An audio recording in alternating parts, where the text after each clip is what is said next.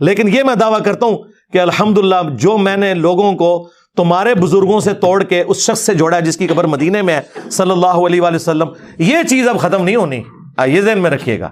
Doctor اسرار صاحب دنیا سے چلے گئے، ویڈیوز میں زندہ ہیں۔ مولانا اسحاق صاحب دنیا سے چلے گئے، ویڈیوز میں زندہ ہیں۔ اور انجینئر صاحب کی ویڈیوز تو آپ چھوڑ دیں، ہاں دنیا میں جہاں کہیں اسلام پہ بات ہوتی ہے نا تو انجینئر صاحب کی ویڈیو پہلے نمبر پہ کھلتی ہے اللہ کے فضل سے۔ تو آپ کیا سمجھتے ہیں مر جانا؟ اچھا میں مر گیا تو کیا ختم ہو جائے؟ جڑا میں ڈیمیج کرتا ہے تھوڑے فرقے نو ختم ہو جانا ہے؟ یہ تو میرے نبی کا انقلاب ہے، ہم تو ان کے ادنا سپاہی ہیں، یہ تو جاری رہے گا انشاءاللہ تعالی۔ تو گالیاں دینا اس طرح کرنا بھی علمی رد کرو، آؤ بات کرو۔ میں تو ان کو اکیڈمی میں دعوت دے چکا ہوں کہ آپ تشریف لائیں۔ ان کے کئی نمازی ریورٹ ہو کے میری اس اکیڈمی میں آ چکے ہیں سیالکوٹ سے، میں نے ان کے ہاتھوں سلام بھی بھجوایا ان کو کہ تشریف لائیں ادھر، بتائیں میری غلطی کیا ہے قرآن و سنت کی روشنی میں، جذباتی باتیں نہیں کہ پیچھے آپ رو میوزک چلا دیں اور آپ سمجھیں کہ آپ کی بات جسٹیفائی ہو جائے گی۔ ابھی اگلے دن ایک کلپ ان کا آج کل بڑا وائرل ہوا ہے جس میں وہ ایک کسی بزرگ کا واقعہ سنا رہے ہیں کہ وہ بحری جہاز میں سفر کر رہے تھے۔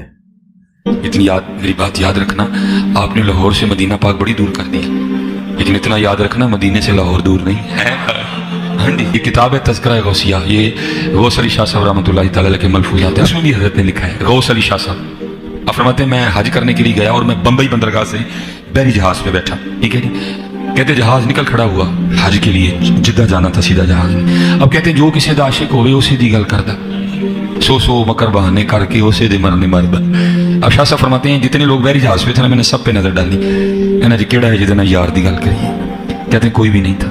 کہتے ایک میں دسیا وہ این جو ہے ہی کہ یار دی نہیں لیکن یار دی گل ہو سکتی تھی، اور وہ تھا جہاز کا مولم۔ کہتے میں اس کے پاس گیا، سلام دعا کر کے میں بیٹھ گیا۔ میں نے کہا آپ جہاز کے مولم ہیں؟ اس نے کہا ہاں۔ اب کہتے میں نے کہا یار ہر سال تو حج لے کے جانا ہے تو لے کے بھی آنا ہے، تو چلو جانے ہیں تو کوئی ولی نہ ہوئے لیکن آدھے ہیں تو سارے ولی ہو کے آتے ہیں، تو اج تک کوئی تو اللہ دا یار ویکھیا ہے؟ آپ فرماتے ہیں وہ مولوی مجھے سر سے لے کے نا پاؤں تک دیکھ کے کہتا ہے حضرت ساری زندگی میں دو ہی اللہ کے دوست دیکھے، پہلے کی بات سناؤں کہ دوسرے کی؟ آپ فرماتے ہیں میں نے کہا پہلے کی سنا۔ کہتا ہے پہلا اللہ کا ولی میں نے تب دیکھا تھا جب اس جہاز کی مولوی میرے والد تھے اور میں ان کی زیر تربیت تھا۔ کہتے اسی طرح جہاز بمبئی بندرگاہ سے نکلا، تھوڑا سا جہاز آگے گیا ہوگا تو ایک بابا جی آگے اور آ کے میرے والد صاحب کو کہتے ہیں مولوی صاحب یہ تو بتائیں جدہ کب آئے گا؟ اگر مجھے پہلے پتا ہوتا نا کہ بحری جہاز میں سفر کرنے سے اتنی ابکائیں آتی ہیں، اتنا دل خراب ہوتا ہے، تو پھر ایک اور راستہ بھی تھا، میں نے اسی راستے سے چلے جانا تھا۔ اب یہ بتائیں جدہ کب آئے گا؟ تو کہتے ہیں میرے والد صاحب مسکرا کے کہنے لگے بزرگو وہ یہ تو جہاز بمبئی بندرگاہ تو چلے ہے 11 دن لگنے نے پھر جدہ آئے گا۔ کہتے ہیں وہ بابا جی چلے گئے، اثر پڑھ کے پھر آئے، وہی سوال، میرے والد صاحب کا بھی وہی جواب، پھر چلے گئے، مغرب پڑھ کے پھر آئے، پھر وہی سوال۔ کس دفعہ میرے والد صاحب غصے میں آ گئے، کہنے لگے بابا جی گل ہوں آخری ہے، بار بار نہ ہو میرے کا، میں تو 11 دن تو پہلے لیا نہیں سکتا، جو تسی لیا سکتے ہو تو لے آؤ۔ کہتے ہیں وہ بابا جی میرے والد صاحب کو کہتے ہیں پھر سب سے پہلے کون سی بندرگاہ آئے گی؟ کہتے ہیں میرے والد صاحب نے کہا مخا، پھر کون سی آئے گی؟ حدیدہ، پھر کون سی آئے گی؟ عدن، پھر کون سی آئے گی؟ میرے والد صاحب نے کہا جدہ۔ تو بابا جی کہتے ہیں پھر دیکھو جدہ آ گیا جی، تذکرہ غوثیہ، تذکرہ غوثیہ، جدہ آ گیا۔ کہتے ہیں میرے والد صاحب نے پیچھے دیکھا تو واقعی لائٹیں دکھائی دے رہی تھی۔ کہتے والد صاحب بڑے پریشان ہوئے، دوپہر کو تو ہم بمبئی بندرگاہ سے نکلے، وہ بھی تو کراچی بھی نہیں آیا، تو یہ کیا ہوا کہ جہاز راستہ تو نہیں بھول گیا؟ کہتے جہاز کھڑا کیا گیا، بندے بھیجے گئے، جاؤ ویکھ آؤ کیڑی بندرگاہ ہے۔ کہتے بندے نے آ کے کہا واقعی جدہ آ گیا جی، کیونکہ حضرت اس کی روحانی طاقت اتنی زیادہ تھی کہ جب مولم نے کہا نا مخا، اس نے جہاز کو اٹھا کے مخا رکھ بھی دیا، جب اس نے کہا نا حدیدہ، اس نے جہاز اٹھا کے حدیدہ رکھ بھی دیا، جب اس نے کہا نا عدن، اس نے جہاز اٹھا کے عدن رکھ بھی دیا، جب اس نے کہا نا جدہ، اس نے جہاز اٹھا کے جدہ رکھ بھی دیا۔ یہ ہے بھائی، میں کہا کرتا ہوں ہمارے بزرگوں نے کوئی لطیفے نہیں لکھے جی، انہوں نے ایویں نہیں کہا تھا فاصلوں کو تکلف ہے ہم سے اگر ہم بھی بے بس نہیں بے سہارا نہیں۔ اچھا دوسری بڑی مزیدار بات ہے، ایک کی تو بات ہو گئی، اب شاہ صاحب کہتے ہیں مولم کہتا ہے دوسرے دی سناواں؟ شاہ صاحب کہتے ہیں میں نے کہا سنا، وہ کہنے لگے جی دوسرے اللہ والے تسی ہو۔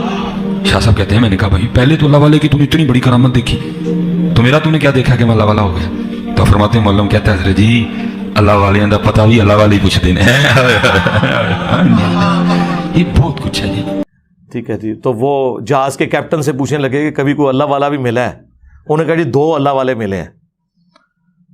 کہانیاں بہرحال مختصر یہ کہ انہوں نے کہا جی وہ ایک اللہ والا تھا، وہ بار بار آ کے میرے ابا جی جو اس وقت کپتان تھے ان سے پوچھتا تھا کہ ہاں جی کتنی دور رہ گیا جی جدہ، کیونکہ جدے کے ساحل کے اوپر جا کے وہ بحری جہاز نے رکنا تھا، تو وہ پھر بڑے تنگ ہوئے، تو الٹیمیٹلی انہوں نے اس کے ساتھ ڈسکشن کی تو اس نے کہا اے پھر جدہ آ گئی، تو جدہ پہنچ بھی گئے، حالانکہ وہ ابھی جدہ بڑی دور تھا۔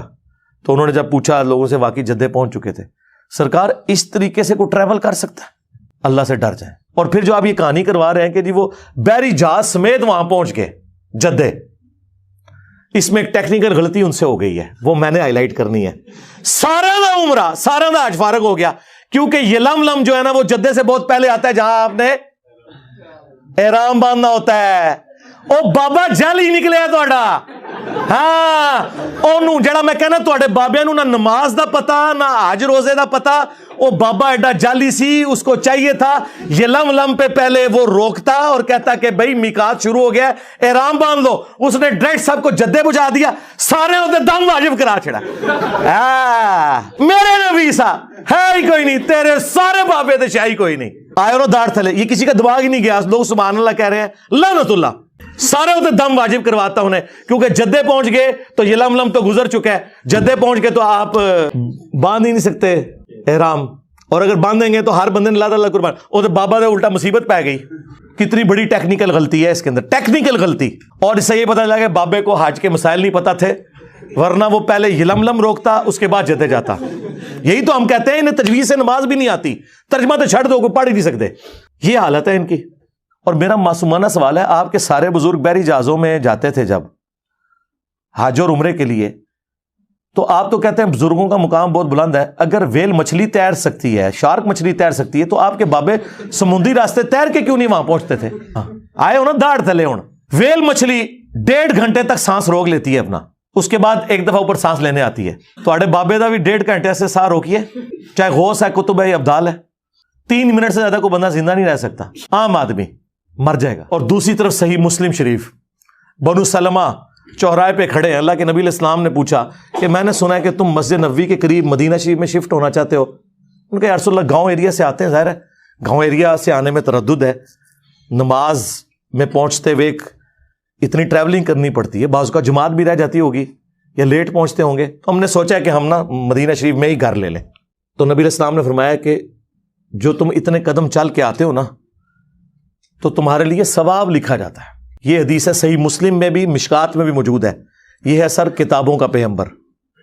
نبی علیہ السلام نے انہیں یہ کیوں نہیں کہا کہ بعد میں تو بزرگان دین جو ہے وہ اڑ کے پہنچ جایا کریں گے مکہ مدینے نمازیں پڑھنے، تو اڑ کے آ جایا کرو، مدینہ شریف کیوں شفٹ ہو رہے ہو؟ اتو اڑ ہوتے تھے، لینڈ کرو، اس زمانے پہ کوئی نہیں سی اڑدا۔ اور دوسری طرف یہ آپ کو کہتے ہیں بڑے سے بڑا غوث، کتب، ابدال، کسی صحابی کے گھوڑے کے قدموں کی خاک جو نتنوں میں بیٹھے اس کے برابر نہیں ہو سکتا۔ تو سرکار بنو سلمہ جن کے گھوڑوں کی خاک جو ان کے گھوڑوں کے نتنوں میں بیٹھتی تھی وہ تمہارے بابوں سے افضل تھی، وہ تو بےچارے مدینہ شریف شفٹ اس لیے ہو رہے ہیں کہ ہمیں دور سے آنا پڑتا ہے، ہم قریب ذرا شفٹ ہو جائیں تاکہ نماز پڑھنے میں آسانی ہو۔